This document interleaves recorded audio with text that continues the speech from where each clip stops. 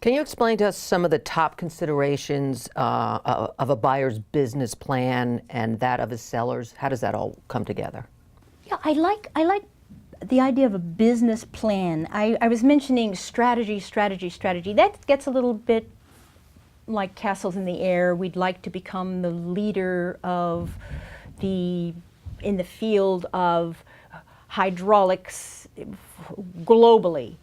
That's a little bit abstract in general. A business plan says we plan to allocate at least 10% of profits to R&D so that we can improve our hydraulics, and we plan to give a dividend of at least 2 cents a share to our shareholders so that we can keep that. And business plans are very detailed.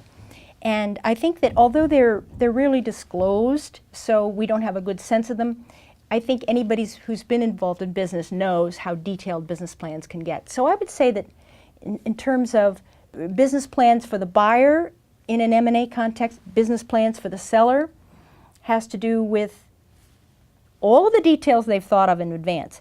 And the beauty of that is, when does it all come up? It all comes up in the acquisition agreement. And that's why I love lawyers. They will sit by their client, be it a buyer or a seller, and by the way, you can't have the same lawyer on both sides, and they will say, make sure that's in the acquisition agreement. That was part of your plan. And for the seller, what's your exit plan? What did your venture capitalists say they absolutely had to get? What kind of return did they need to get on their investment?